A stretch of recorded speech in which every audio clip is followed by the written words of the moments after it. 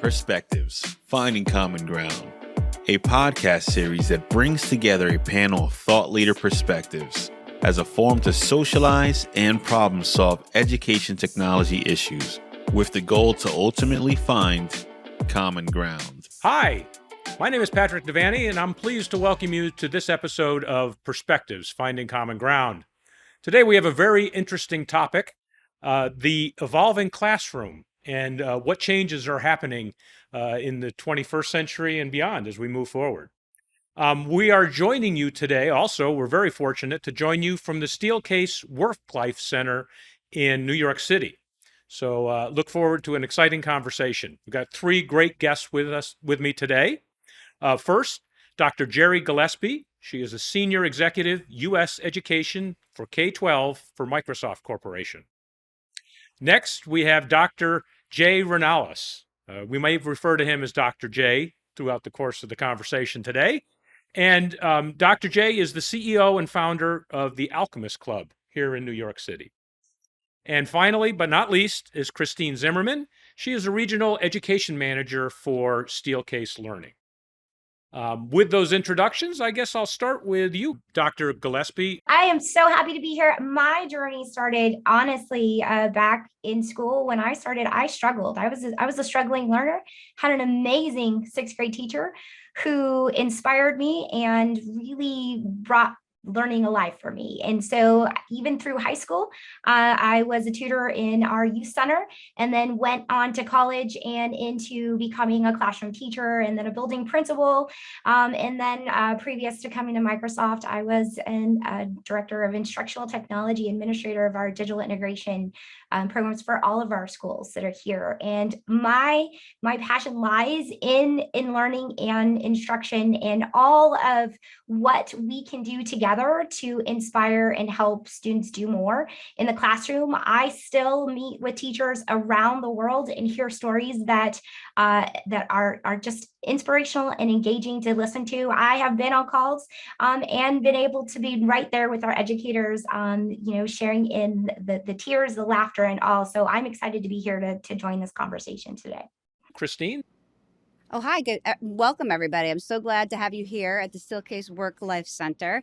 We are actually sitting in our active learning classroom with tech integration, which I'm really excited about. And just talking about why I fell in love with education vertical market. I started at Steelcase right out of college, and I handled higher ed for Steelcase. And so most of our focus was on the carpet, workstations and desks and things like that for schools. But now we've switched much more focus to the classroom and really creating engaging learning environments for students, faculty, and everyone who works at universities. And we call that active learning. And we'll get into that a little bit probably later in our conversation. So welcome, and everybody, and I'm glad to be here. Fantastic. Thank you. My name is Dr. Ronelus. I can go either by Dr. J or Dr. R, as my students normally call me. I am a STEM learning scientist in the New York City Board of Education. I've been in the system for over 2 decades.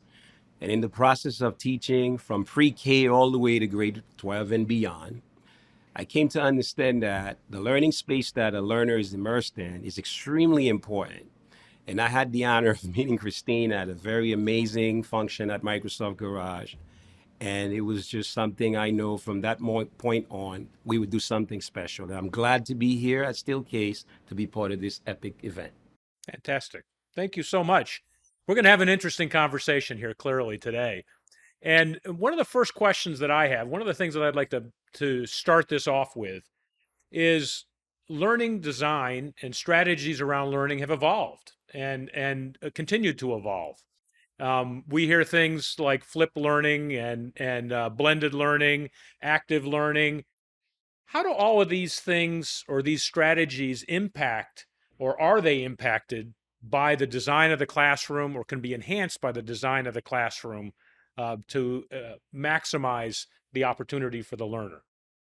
And I'll throw that out if anybody wants to start. If not, I'll want to pick on somebody. All right. Well, I'll jump in because I mentioned active learning earlier, and I think that's something that we've been talking about for a long time. It's not just a Steelcase term. That's a term that's in the industry. And as I may have mentioned, we are a research organization first and foremost. So we do like to study the way people learn, and we want to study the way educators teach. And so active learning is where technology, pedagogy, and space interact. And how do we leverage the space to create this active learning environment? And so many active learning environments have furniture that's on casters or wheels so that it can be very easily moved around. And the teachers can then design their pedagogy to use these different various combinations of the rooms. And it's a way for children to get up, to get moving, to get the blood flowing throughout the day, rather than sitting in one spot all day facing the instructor. And it's sort of a stand and deliver methodology. So there's different modes in active learning. There's discussion mode, there's presentation mode, and small group mode. And one of the other things that we found in our research is that children learn best when they learn from each other.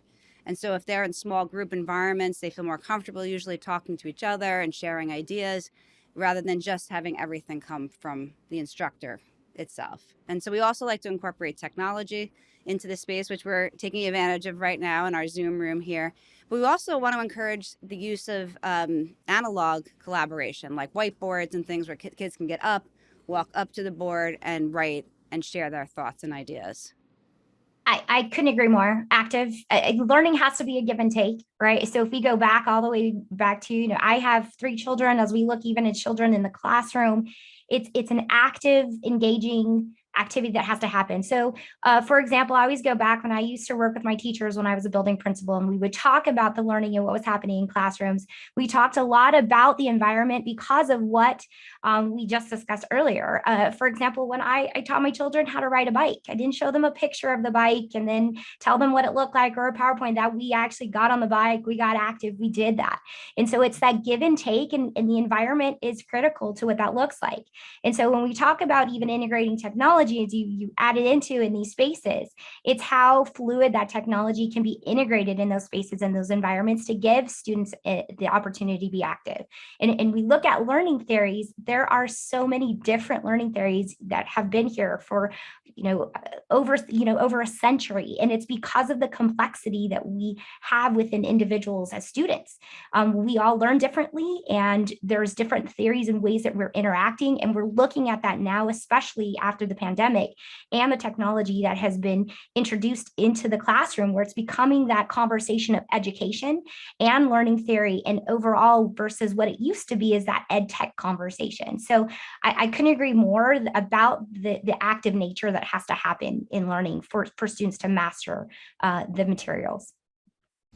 For me, the way I look at it as a practicing educator in the battlefield every day of teaching and learning, I can tell you, if I step into a learning space, in 3 seconds, I can tell you if it's a dead space or if it's somewhere where the mind can actually be immersed in learning. In the Alchemist Club Studio Lab, it's designed in such a way where there is a malleable space. The kids have to be actively engaged in the process of learning, whether they're writing or they're doing science or STEM, but something has to happen where the learner has to be engaged. And the question then becomes, how do you design the learning space for that to happen? Like, for example, I teach the pre-K, the K, and those lower grade.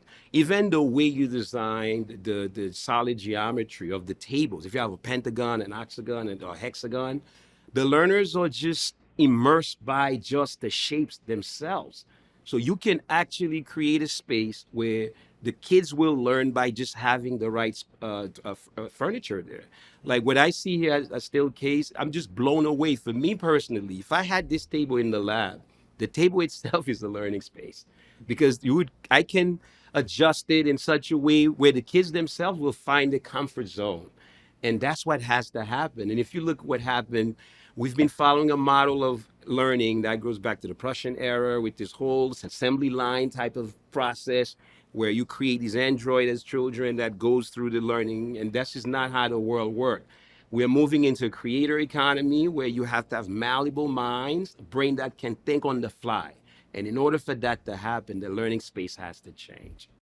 It's interesting. I heard the conversation shift a little bit to ed tech, and it was a talk about technology, but the bottom line is good instructional practices and strategies and techniques uh, will overpower anything else. And really, it's not about the technology. It's about leveraging the technology to support the right strategies, to support the learning and the active learning. So that's fascinating. I love to see that. And you mentioned the classroom, and I've heard it referred to kind of an assembly line. Or you look at schools. Schools haven't really evolved that much since the Second World War, right? Kids came home, they built schools, the chairs are all in a row, and how do we shift away from that? How do we get the conversation on the learning, and even with the tools that we have, short of buying new tools, let's change the tools that we have. What can we do? Well, I think, for example, let's look what Microsoft is doing right now. Microsoft has three major pull beyond the pandemic. It's skill, upskill, and reskill. In the lab, for example, you cannot create a learning space and got that kind of 21st century mindset without having the right structures there. In high schools, you go to any high school, on average, you find the same regular rectangular desk. And the learning that's happening is a dead space for me. There's no real learning happening there because the space is not designed for learning to happen. In the lab where we teach, where I do a lot of things with the kids, you have kids setting up these AI systems. Sometimes they're on the floor, sometimes they're all over the place. They're looking for a place to connect the wires. So you have to have a kind of learning space for that kind of learning to take place. And I think what we're trying to do right now with whether it's Google, Microsoft, Apple, Amazon, and all these entities, what's missing is what I'm seeing here, for example. This whole thing here at Steelcase can be used as a way to move education forward because it's designed to free the mind to think how it ought to be done. Am I wrong in saying this table is an abstract shape? Yes, That's correct. And probably intentionally so, right? it's very Tell us a intentional. little bit more. That teaches, I think, something about structure versus creativity, right? No, I love what you're saying because we designed this table with the thought in mind that rectilinear edges are not engaging. They're not inviting.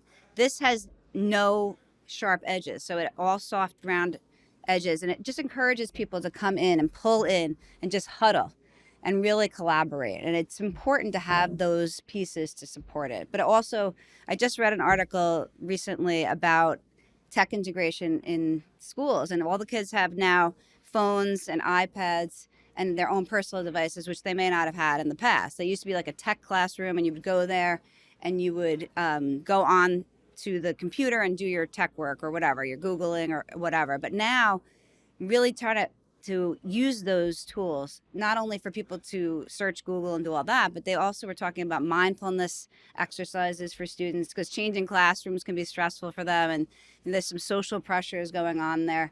And how do we come into the classroom and kind of set that stage using their devices and setting those parameters on their devices, and then also having access to technology in this way. If they want to invite a speaker to come who's remote, that's really not close by, that just gives that instructor the ability to kind of expand their reach of who can participate in the classroom. I want to jump. It also is the awareness in conversations like this for educators. Educators thrive off other educators and learning and sharing knowledge and information. And so it's that organic type of discussion like this that we're engaged in today where that awareness comes.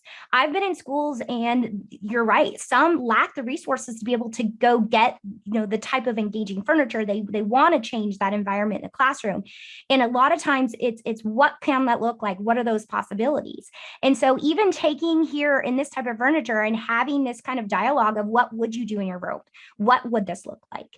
When I started my journey back in our schools, I had the opportunity to be one of 5 buildings in a blended learning environment. And we had a chance to come in and redesign classrooms. And when I could go back to my teachers and ask them, if you could design this space, what would this look like? We went back to the students, we went back to the teachers, and the environment does play a role. I heard earlier in the conversation, you really can step into a school, a classroom, and within seconds know that the culture, the feel of what kind of learning is taking place within that space. And so even being able to look at these types of possibilities with the furnitures that can come, but then redesigning what they have, like making U shapes, having different sizes. Are there countertops? Are there floors? Are there spaces you can build?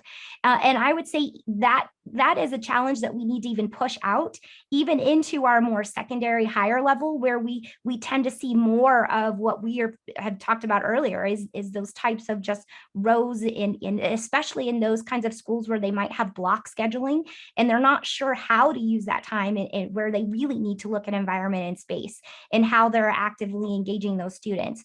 So I think that even discussions like this and awareness that we can change the system. Sometimes we look at the size of the system of education and think that it's too large to shift or change, but really we make up the system.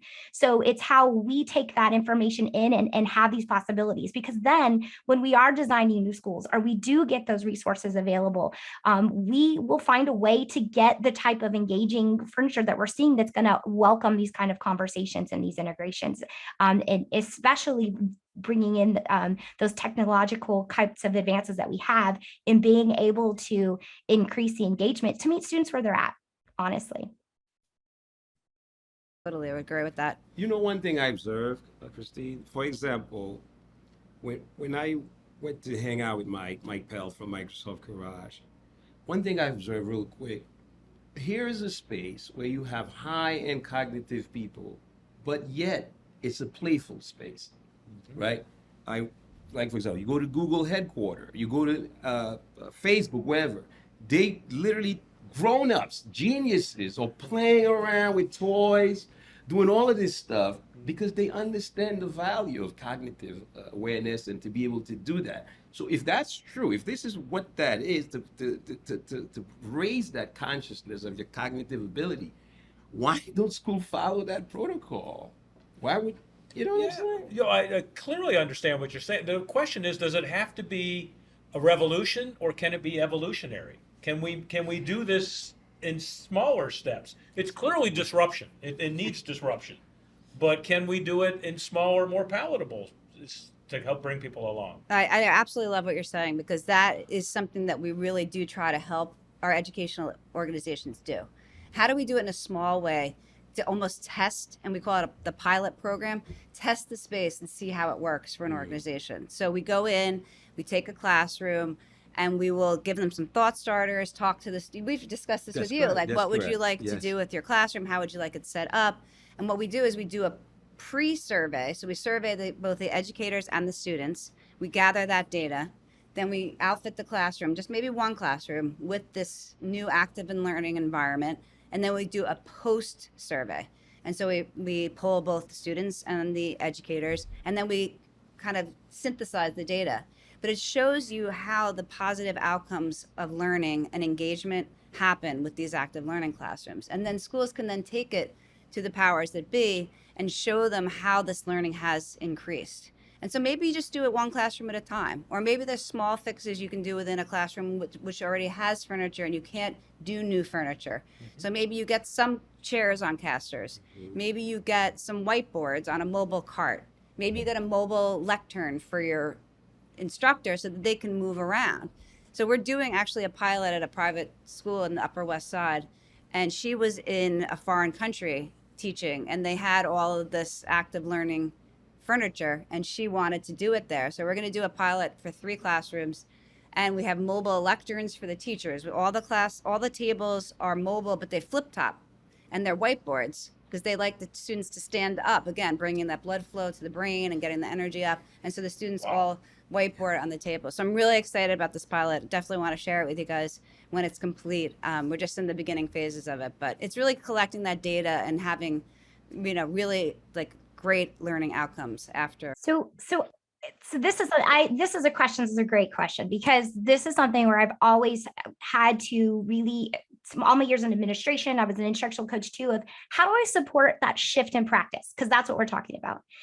How do we get that shift in practice that we want to see that's going to support and change education to what it is that we can see it? And bottom line, we are all here for learning. We want our students to be as successful as they can in learning. And we can see now that we're struggling in this. So how can we make these shifts? Well, I think we have to look at this holistically and kind of squeeze this together from even how our teachers are today are learning how to become educators, from our teacher preparation programs. Are they able to learn in these engaging environments that they're going to have to teach in? How are we working with those teachers that we have and supporting them? So when we do our own professional development types of opportunities, are we engaging in those active type of learning situations with our educators? Looking at leadership now too, how are we looking at this as the beliefs of what we do in education? Before I started my doctoral work, it was about the shift in practice and education, because honestly, through my work, this became a question within my practice that I needed to really solve for with my team. And I had just pulled up some articles in research and journal articles from research, and it's the same questions about how are we supporting and changing the beliefs and practices of teachers, because that's what it is. Teaching is personal. It's a service industry. We do this because of what we want to help support within our communities and the students that we serve. And so I think the question is, how can we also tackle this one classroom at a time? I think that's definitely what we need to do and have those models, but then also look at everywhere and how education is coming together, from how we're preparing educators and then how we are even working with our leadership and our educators and our systems right now.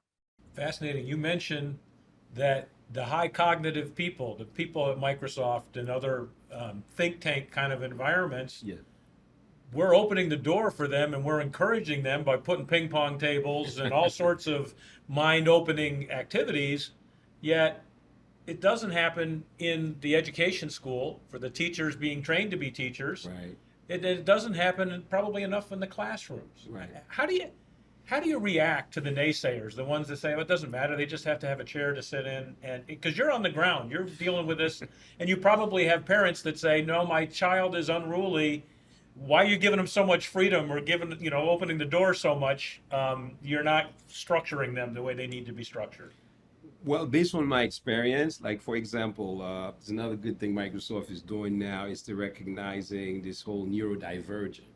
There's a time we used to label kids with all kinds of labels, but now there's an acceptance or a sense of, I think it's a consciousness we're reaching in this day and time where we just have to respect everyone and find a commonality that identifies and respect their strength. So children right now who are ADHD, who got all these so-called issues, in the classroom learning environment, they have these furnitures that are designed for them, right? Mm-hmm. And the parents are becoming more aware of these things. Mm-hmm. So the schools are purchasing these new types of furnitures and all this kind of ergonomic designs. So in a way, we don't need to sell it to the parents anymore, because they know if they have kids that's going through these kinds of issues, the furnitures actually help them. These settings actually helps them.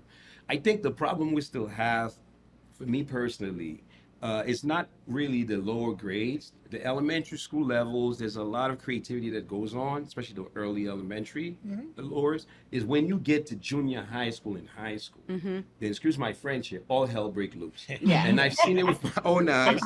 I'm telling you, it's insane. And one way to help fix this problem is the space. Mm-hmm. You cannot box a kid in for 6 hours in a cage.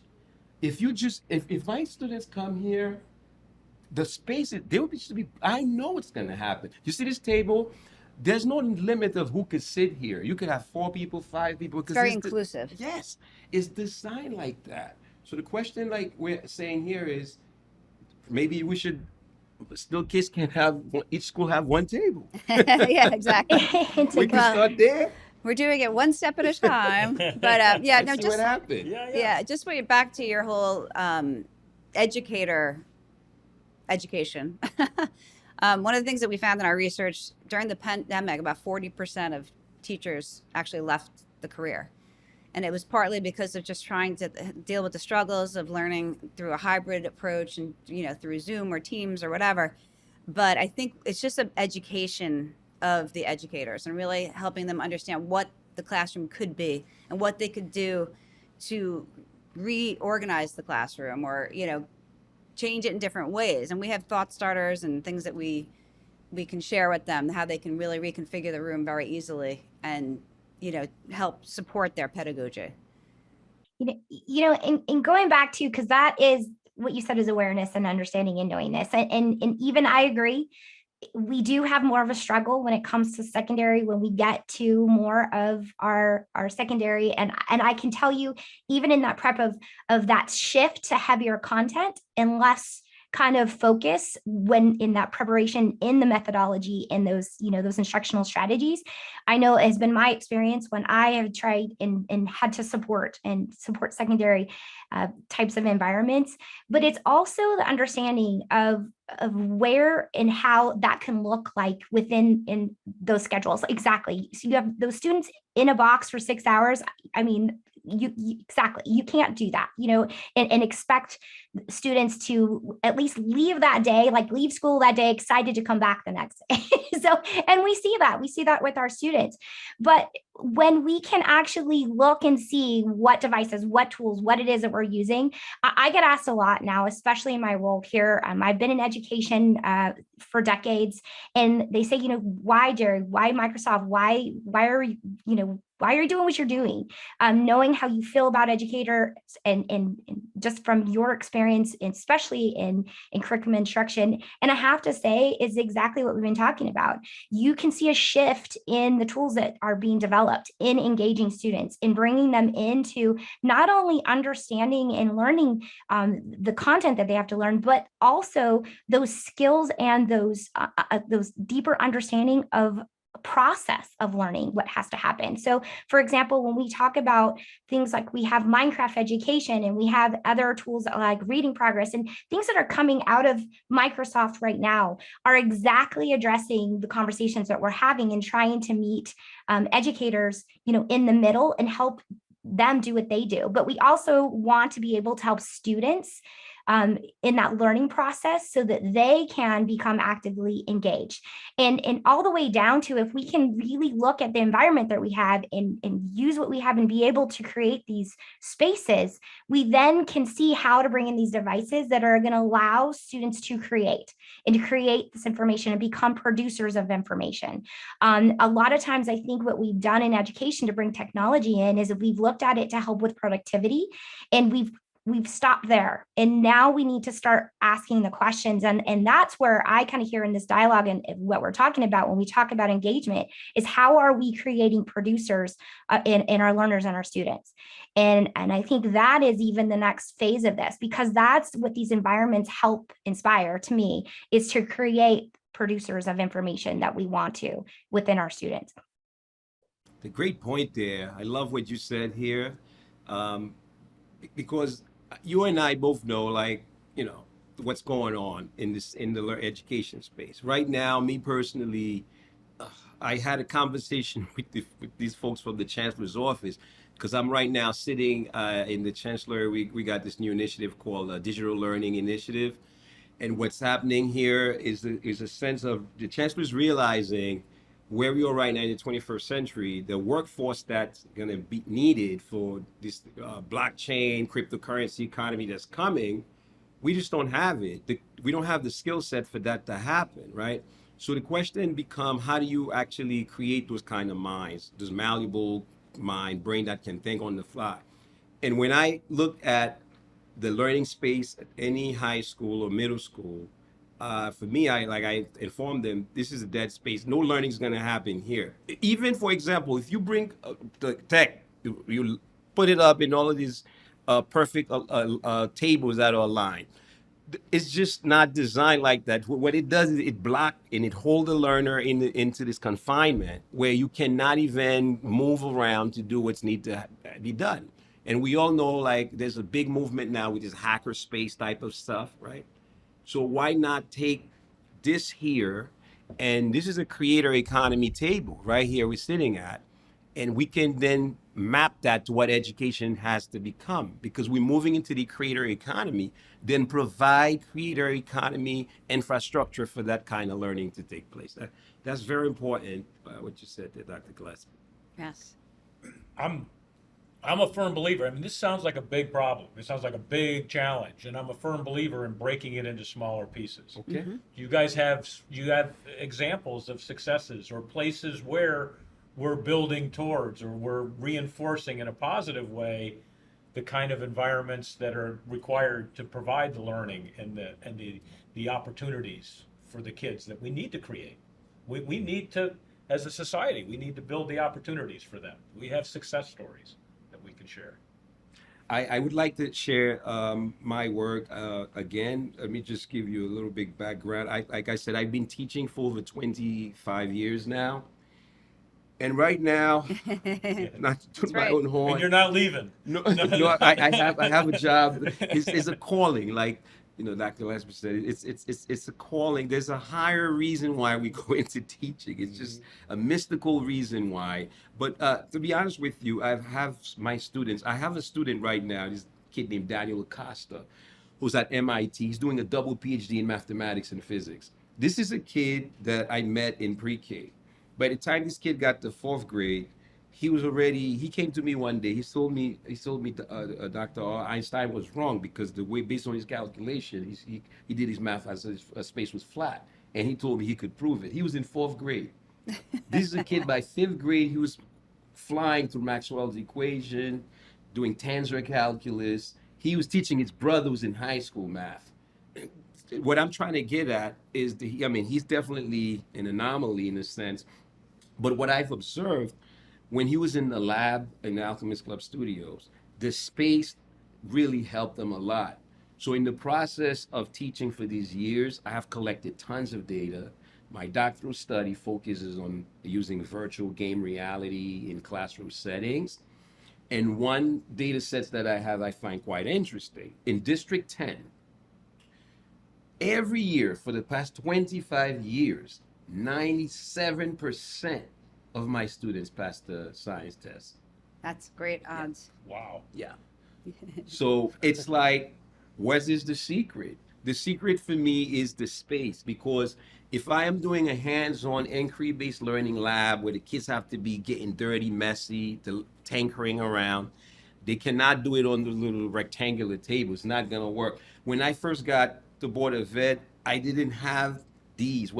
I said, I gotta figure something out. So I would go and find any table that has any kind of other shape, and I would kind of steal them away and take them to my room and create this really odd looking space. And I've noticed that it helped the kids to get around. So based on work that I've done and research that Steelcase have conducted, empirical studies, we know the data is there.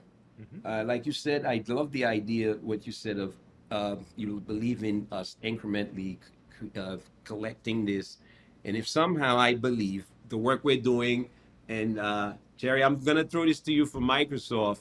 I see a great connection here, because I told Mike Pell about the work that I'm working on here with Steelcase, and I know Mike Pell is pretty heavy with this. So I'm thinking of it as Microsoft, Steelcase, Alchemist Club Studios. We put something together for the mayor, because the mayors right now is very big on this dyslexia and all of these things. And when we had this big meeting a couple of months ago with at Microsoft Garage with Brad Smith, and the mayor was there, and I presented the work that I'm doing. That's when I met the amazing Kristine here with us.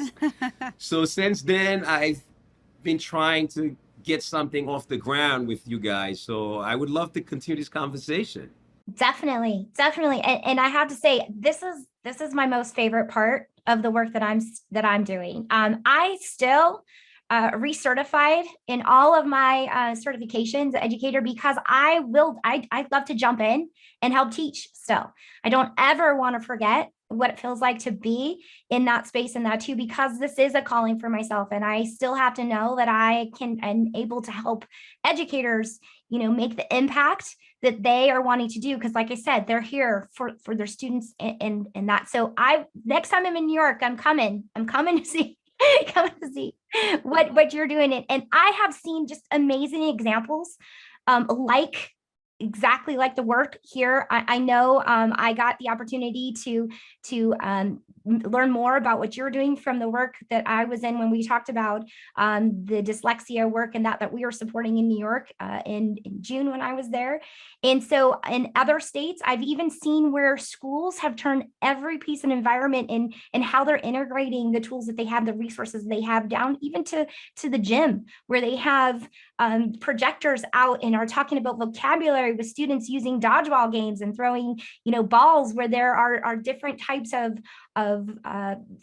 activities in hallways where students can use technology in the hallways to interact with each other and create new learning spaces within the hallways of schools. So I've seen it happening and I've seen it where students are able to engage like in these programs, but I think it's those little steps at a time.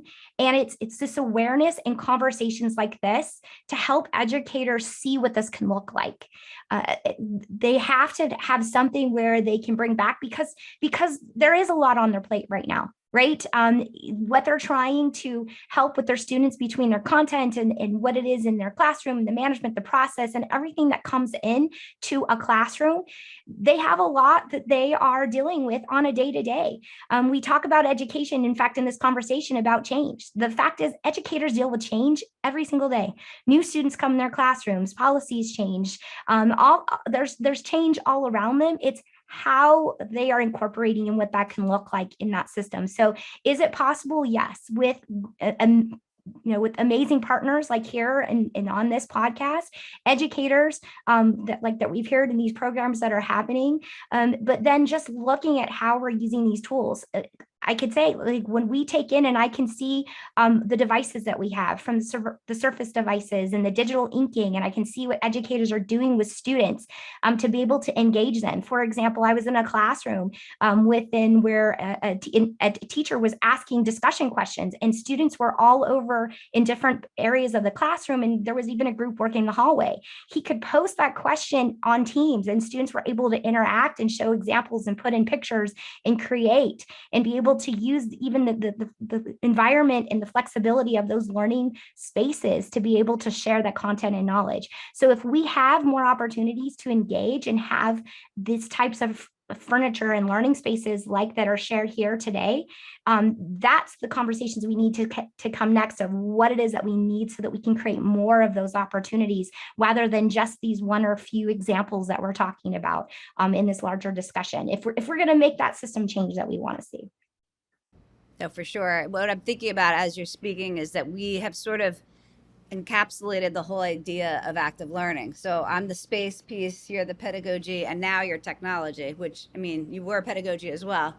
But it's having all of those people in the conversation about designing the classroom spaces, but also leveraging the in-between spaces. I'm glad you brought that up, because that's something that's really important in all of our learning institutions. We really do try to encourage institutions to leverage those in-between spaces, like hallways and cafes and cafeterias, and having areas that people can collaborate and do great work together.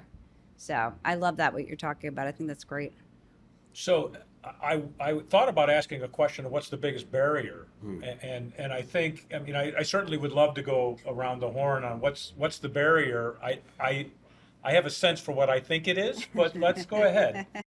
I think it's honestly, it's the complexity of the system and being able to see what this looks like with those possibilities. A lot of times when we come out with these kind of innovative ideas and we see what this needs to look like, and we get stuck in the minutia of,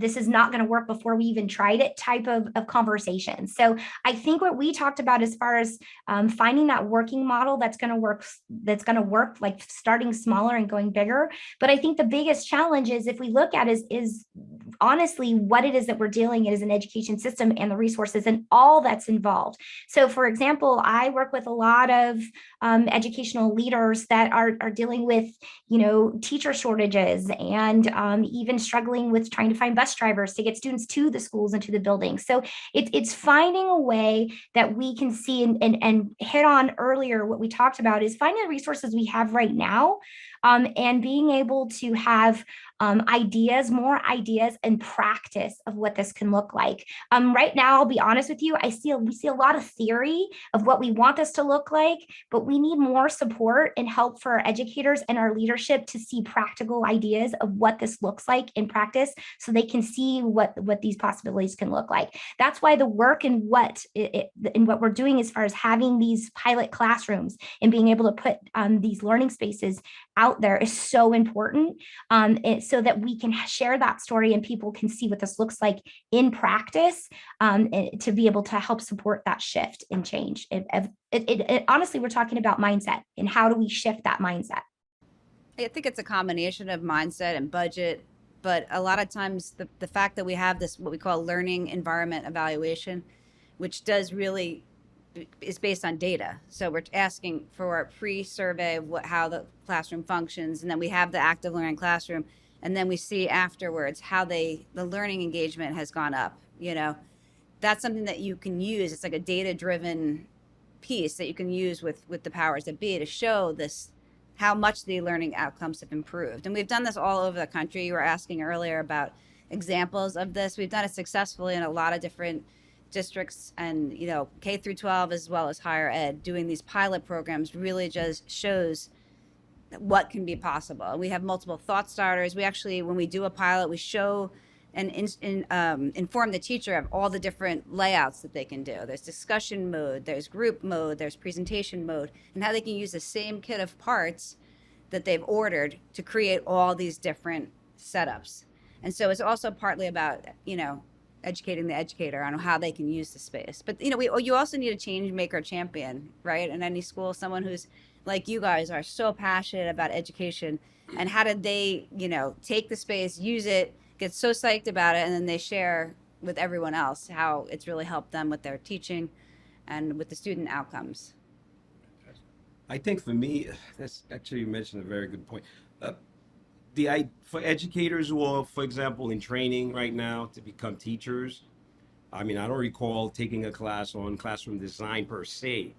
That's something that we could definitely need to create a class like that, right? Designing the learning space, The learning environment. the learning environment. If they, as part of a core class that's necessary, that would be a good way to go. So that's something I will recommend. I'll have a chat with the people from the Chancellor's office. Mm-hmm. I really like where this is going with this conversation.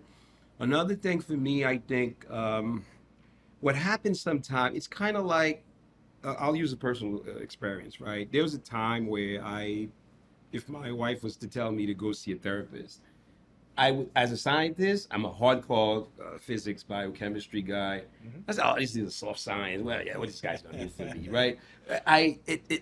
She's telling me that, or somebody else might say that, but I have this caveman mentality that I don't need it. I could handle it on my own, right? So in a way, what I see is people might not see what difference will it make. Right. So what if it's a square table? If it's a rectangular table? It's just a table. A table is a table. So when you're in that mindset, you can't see that if you change that infrastructure, you change the whole game. The question then becomes, how do you actually change the narrative so that these new educators who are coming in, they understand the theory, the science behind it? And I think what we're doing here, like Dr. Gillespy said, this is something that will help to change that narrative. Like in my position where I am right now, I can take that information back to the David Banks, Chancellor of New York City, say, look, honestly, the work that I'm doing in the lab, and based on work that's happening at Steelcase and at Microsoft, let's try something. Even your office, why don't we just redesign your office and see what happens? Maybe if we start doing that, instead of dealing with the teachers per se, like the administration team, we provide that kind of thing for them. They could see it for themselves, mm-hmm. how different they feel and how it changes the paradigm for them.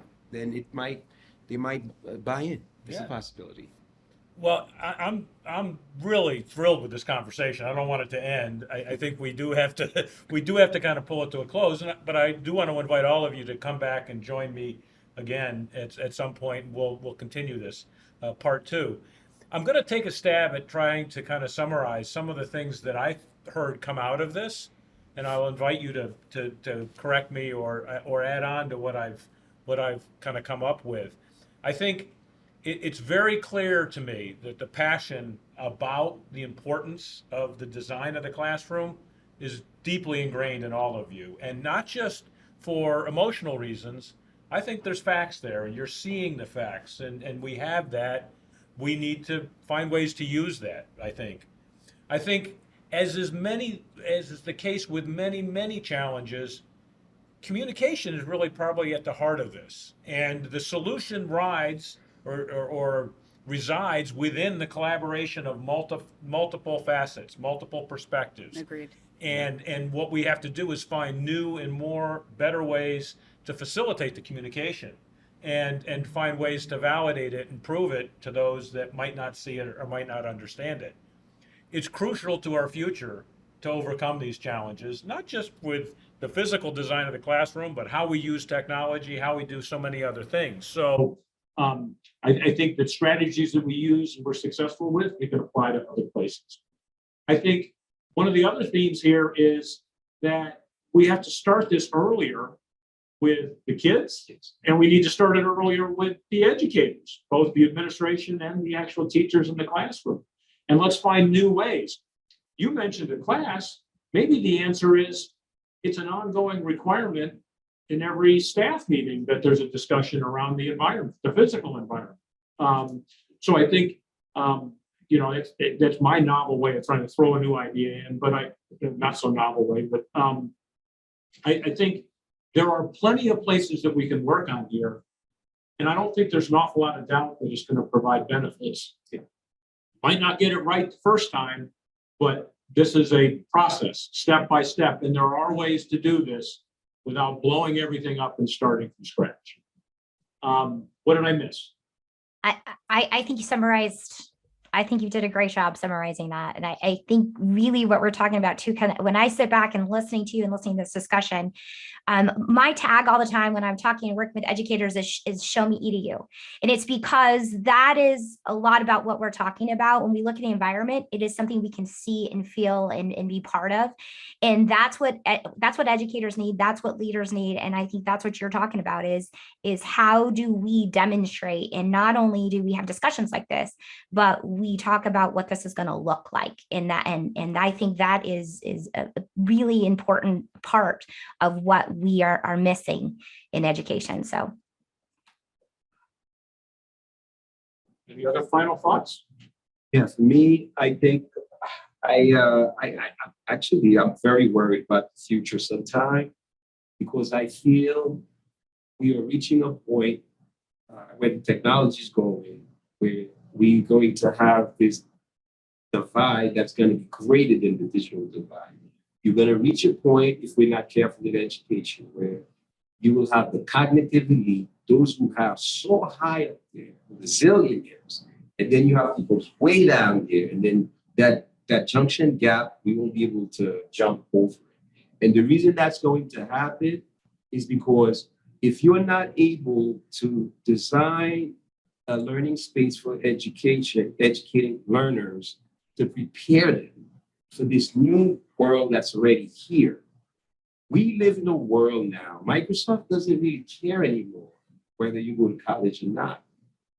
If you have the skill set, if you can go through a Microsoft track where you're highly certified in Azure, AI, IoT, machine learning, deep learning, they don't care about your degree. What matters is the skill sets that you have, right? So if education is moving toward this creator economy, how do you create those minds? It's not going to be created in that learning space. The way the space is designed at the school levels, even if Microsoft come in and bringing all this high tech in these high school and junior high schools, every now and then you might get a few anomalies. Kids would have been core cerebral geniuses anyway. They would have made it without those things. They'll make it. But on average, the average kid who has the latent potential that could have made it, they're probably going to get left in the dust. I'm not saying the environment is the only thing, but what I'm saying, based on my experience with it, 2.5 decades of teaching is the critical component of learning. Just wanted to share that. Oh, no, that's wonderful. Yeah, it just brings me back to my whole active learning Venn diagram, that it's really a combination of space, the pedagogy, and the technology, and all those things working together. Because like you said, people learn differently, and we have to be able to recognize that. And, I'm not an educator, but I have 3 daughters who went through the school system, and they were all very different learners. And so we want to make sure that we bring everybody up and have them all have engaging experiences. Thank you all so very much for this wonderful conversation today. I want to also say that ClassLink is proud to sponsor, facilitate conversations like this. We so appreciate your time and sharing your thoughts. We also would like to have your ideas as an audience, different topics for discussion. Please feel free to share those with us at perspectives@ClassLink. You're also able to see past and future episodes of the Perspective podcast at www.classlink.com/podcasts/perspectives. Both plural. Thank you so much. And until next time, have a great day. Thank you for listening. ClassLink is proud to be the meeting place to facilitate these conversations. If you have a topic idea, send it to perspectives@classlink.com. To keep hearing our perspectives, be sure to follow us on Apple and Spotify, and subscribe to us on YouTube.